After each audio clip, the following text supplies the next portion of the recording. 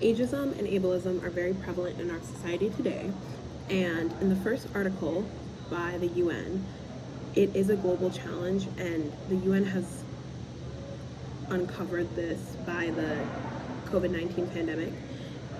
They realized that older and younger people have been stereotyped. We saw during the COVID-19 pandemic that the older were kind of shuttled and hurdled into, we need to protect them, they need to receive the best medical care, and we see that the younger people were told this is kind of all your fault, you're going outside too much, things like that.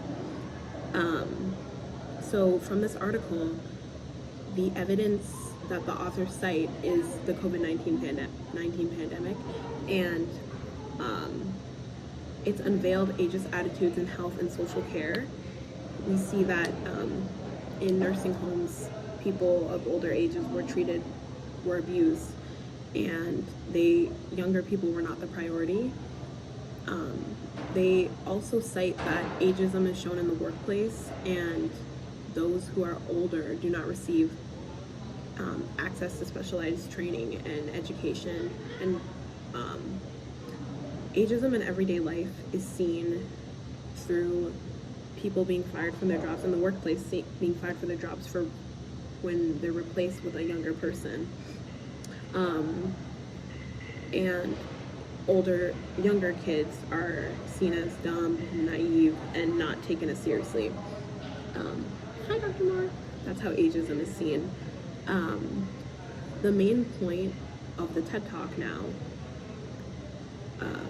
is that being disabled should not be seen as such an exceptional person. It's nice for you to say, oh, you can do this, you can do that, but you don't need to say, oh, you can do this, I didn't know you could do this because you have Down syndrome.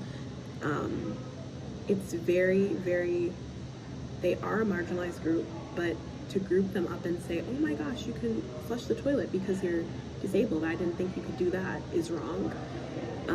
The woman talks about that she was in a wheelchair and she went to a school, and a kid asked her, oh, are you going to give us an inspirational speech, just because she was in a wheelchair.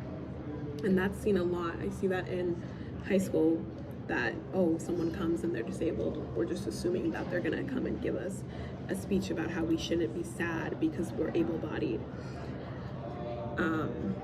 She talks about that we've been sold this idea that being disabled is so great and we can do so much just because we're disabled.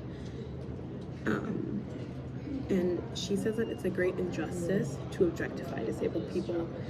And I think what she's saying is true. We do benefit from having disabled people. We see that in movies and films. Oh, we need to have a disabled person.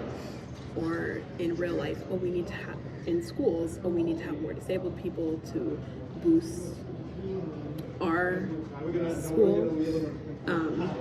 She just hones in on disabilities don't make you exceptional. And one thing that I love that she said is that the only disability is a bad attitude, which I believe is true. She says that being disabled should be the norm, and I do agree with that. They should be treated as everyone else, and they should be asked the same questions as an everyday person. That's like saying, oh, you're black, do you know how to swim? Which I'm asked that quite often. Oh, you know how to swim. Oh, you talk like that. Oh, I didn't know that you'd do that for a black person. It just doesn't really make any sense because we're all regular people. The fact that I'm doing certain things that you don't expect the norm black person to do is somewhat racist in my eyes, but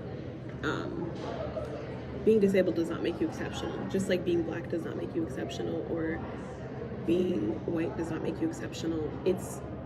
People should value people based on people, because you should not make an assumption that being disabled makes you a nice person, or these stigmas around disabilities. So these two articles really shape my perspective on how we treat disabled people and how we look at ageism and ableism, and how we should be more aware about the going-ons in real life.